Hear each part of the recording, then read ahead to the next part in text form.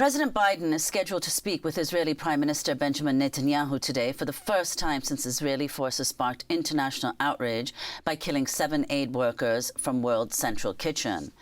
The organization's founder, Chef Jose Andres, has accused Israel of systematically targeting the aid workers who went to Gaza with a shipload of aid to feed starving Palestinians.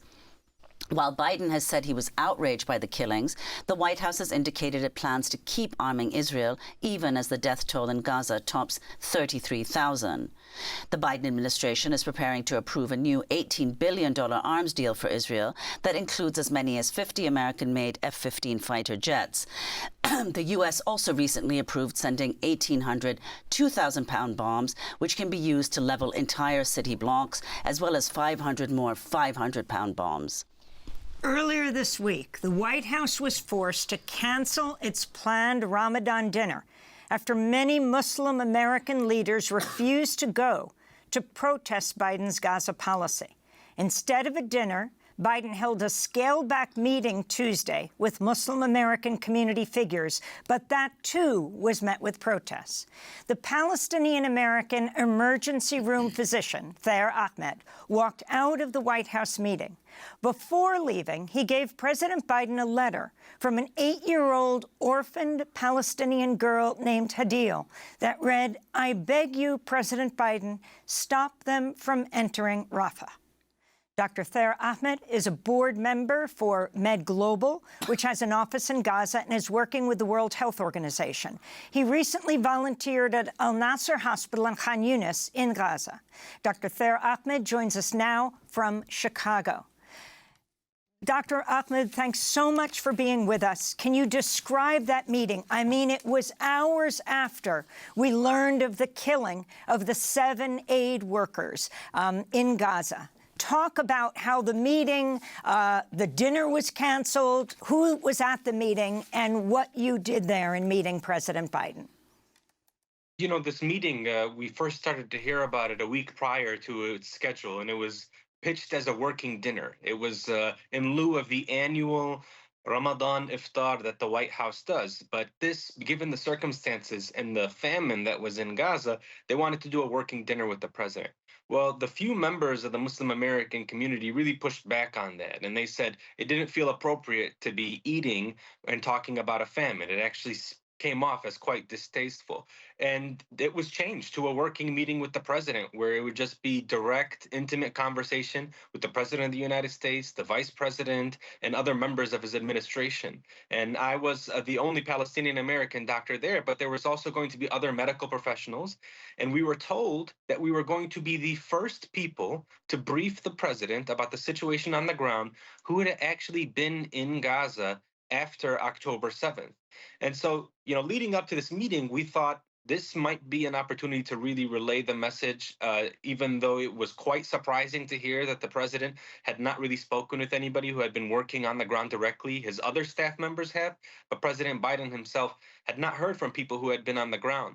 But as you had mentioned in the lead up here, there were so many different incidents that took place over the past week that really, suggested that this meeting was not going to be impactful. And in fact, it may have been better to just not attend this meeting. And I think the World Central Kitchen thing was the final event when you saw 7 aid workers get assassinated. I just want to remind people, these were 3 separate missiles, 3 different vehicles as a part of the World Central Kitchen convoy, and they were hit multiple times. I mean, when Jose Andres says this is targeted, he's justified in suggesting that. And it's also important to know that despite the famine that's in the north, World Central Kitchen was one of the few organizations that was consistently coordinating with the Israeli military to be able to access the north.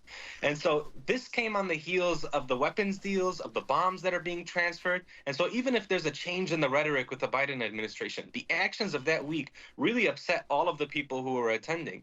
And when we finally sat in the meeting and the president began with his remarks just saying, we want to hear from you guys, this is a listening session, I ultimately had to excuse myself after telling him that, Rafah needs to be a red line. Under no circumstance can there be an Israeli invasion into Rafah.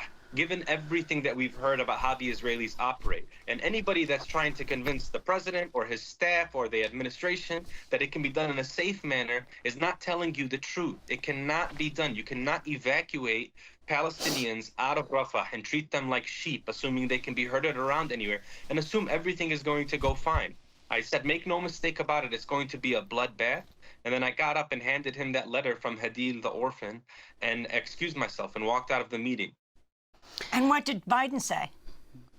He just looked at the letter and he said he understood, because I let him know that, the community that I hail from, the Palestinian diaspora, it's reeling. We're grieving. We feel like for 6 months we've been totally ignored. And with all of the decisions that were made over the past couple of weeks alone, it suggested that we still were not going to have a voice, that we still were not going to have a seat at the table and be able to share our concerns, and for those concerns to be met with serious deliberation and to be acknowledged at the very minimum. And, the UN Security Council passed a ceasefire resolution that the U.S. abstained from.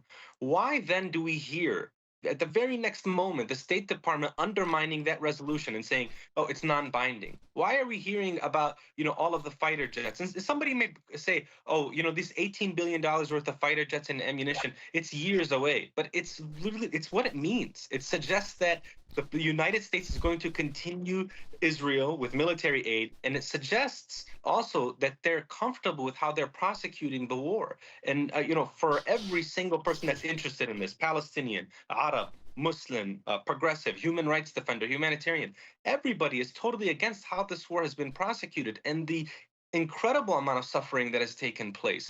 Famine in the north, invasion in the south, and infrastructure devastated everywhere. I was in Nasser Hospital. Nasser is just one of the many different hospitals that has been systematically targeted. If we lose all of the hospital infrastructure and healthcare system and healthcare workers, if this invasion happens in Rafah, where are they supposed to go? Where are they supposed to get treatment if they're somehow casualties? Netanyahu suggested that in war, after the World Central Kitchen convoy was attacked, initially he said war, sometimes, this is what happens. It's unfortunate or tragic. Well, what about the 1.7 million Palestinians in Rafah? If they're just mistakenly hit, is that just tragic because they're going to die in the street because the healthcare system can't afford to treat them? And so these were some of the concerns that we had when we were approaching this meeting, and it's the concern of the entire international NGO community. Well, I want to turn, Dr. Ahmed, to Wednesday's press briefing at the White House, where Biden's press secretary, Karine Jean-Pierre, took questions about Tuesday's meeting.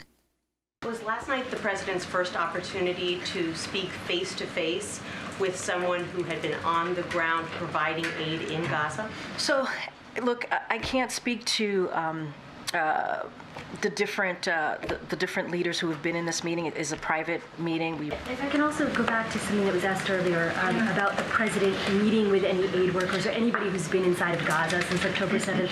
It is a question I've also privately posed to some of your colleagues, and it feels like a yes or no question whether or not he's actually met with somebody who's been inside. And the reason I'm asking is a number of people at the meeting said, to their knowledge, this was the first time the president had actually spoken to anybody who's been inside of Gaza since October 7th. Well, here's what I can tell you. He's met with community leaders who are obviously from the Muslim community, the Arab community, the Palestinian community. I would let them speak for themselves on if they've been to Gaza. So, Dr. Ahmad, your response to what Jean-Pierre said? Yeah, I mean, it's clear that she doesn't want to answer the question because it was the first time that the president would be in front of somebody. And, it may be that the president is well briefed on the situation, has all of the numbers, has all the facts and figures. And I'm sure that they're, aware of what's happening with respect to the Gaza Strip. But the level of detail that you can get with people who have been on the ground, I think is vital information. And I also know that we're talking about Israeli counterparts who are probably briefing the entire administration far more regularly than anybody from the Palestinian community, from the Muslim community, from aid organizations that are on the ground. And it's important for the president to hear some of the concerns of people who are on the ground, who were actually interacted with the people that are suffering, who are in different hospitals. A lot of this is important because so much of the rhetoric surrounding some of the healthcare system attacks or the aid convoy attacks or kind of what is taking place in the streets of Palestine and Gaza, so much of that rhetoric is dominated only by the Israelis. You don't hear about what's going on from the Palestinian perspective on the ground. They're not able to share with you that 10,000 families were sheltering in Nasser Hospital prior to being raided.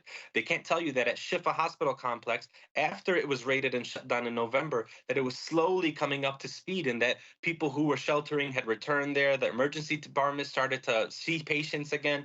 You don't get to hear that aspect of it. And I think that's truly, tragic, considering it's been 6 months of this conflict, and this would be the first time that the president had been able to do that. The other thing I want to mention too is, with respect to the World Central Kitchen, the president did say that he was outraged about this. I know he's going to have a phone call with Prime Minister Netanyahu with respect to this, but it'd be important also if the president got to hear from other aid organizations that had also been hit. Medical Aid for Palestine back in January, they have a compound with International Rescue Committee that was hit. Thankfully, nobody died, but it's important to figure out, why did the Israeli military strike that compound with a missile?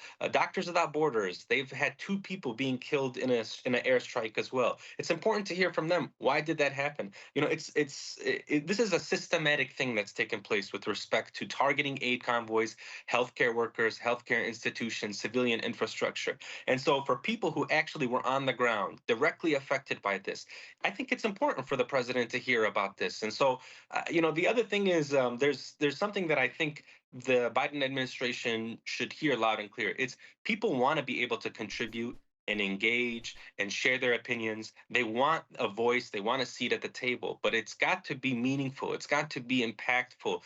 People have been talking for 6 months about what's important to happen in the Gaza Strip, and that's a ceasefire, and that's getting aid in. And there's been no concrete steps towards that. In fact, it's been the opposite. It's only been a blank check given to the Israelis and just diplomatic cover with every single horrific thing that emerges out of the Gaza Strip. And I think that's why people are hesitant at the meeting.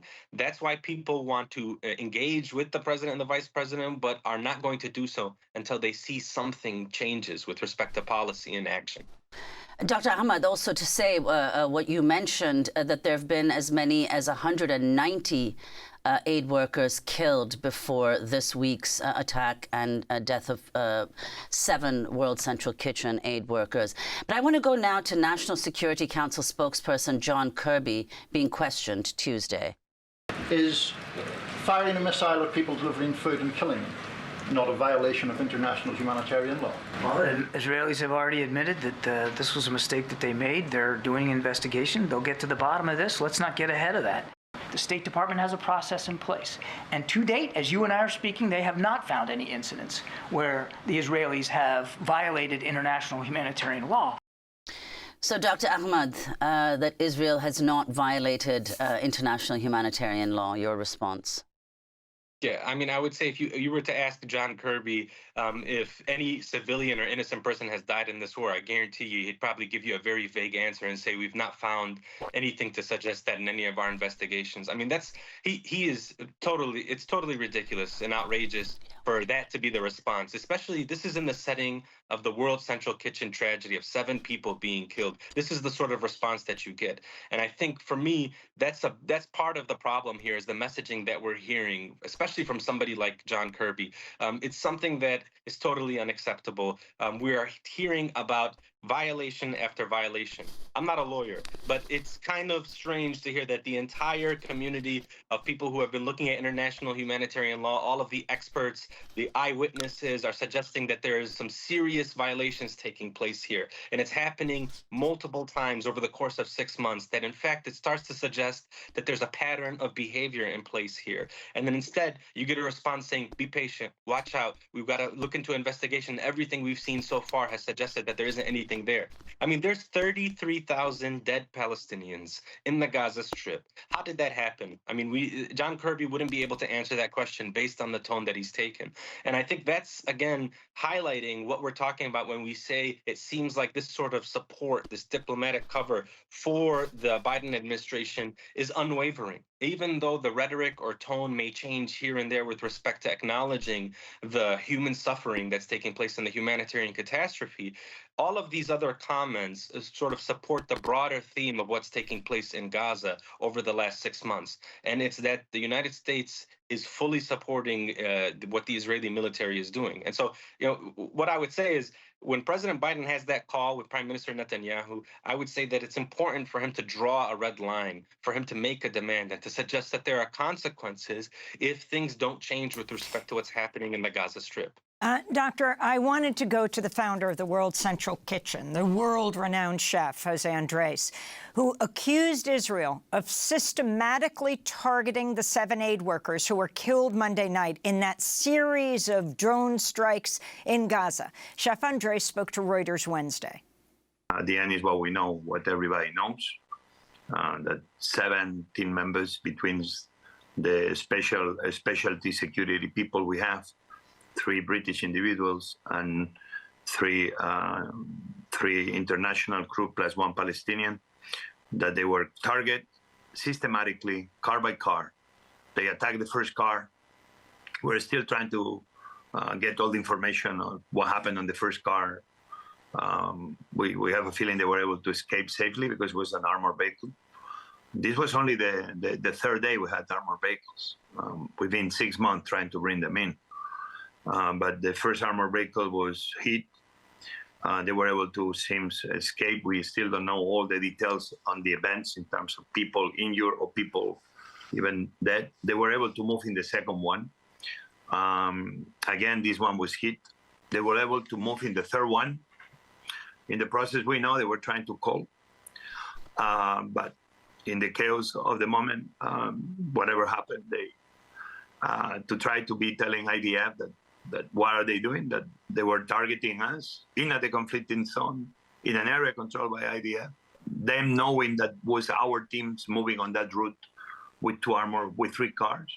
And then they hit the third one, and then we saw the consequences of that continuous targeting attack. 7 people dead, but there are 7 on top of a list of more than another 190 humanitarian workers that they've been killed over the last 6 months.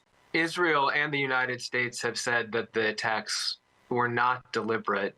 Do you accept that? Well, totally.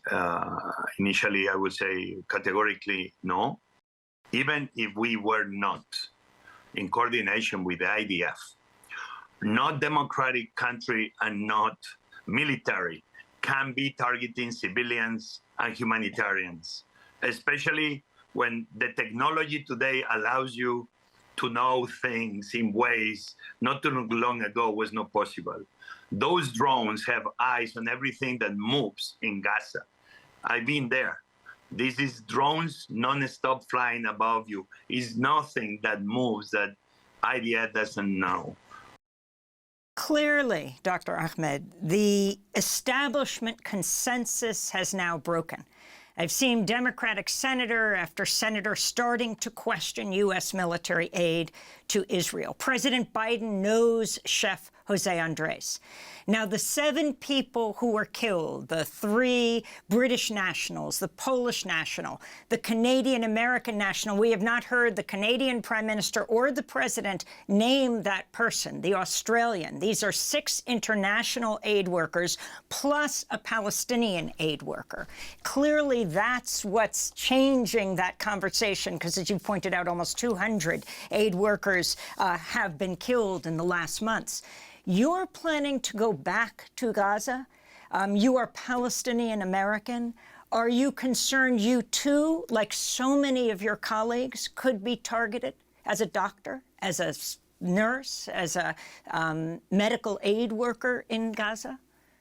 I mean, of course, that's always a primary concern. And I think it's because we have the same realization that most other agencies and organizations and relief workers have, and there's no place that's safe in the Gaza Strip.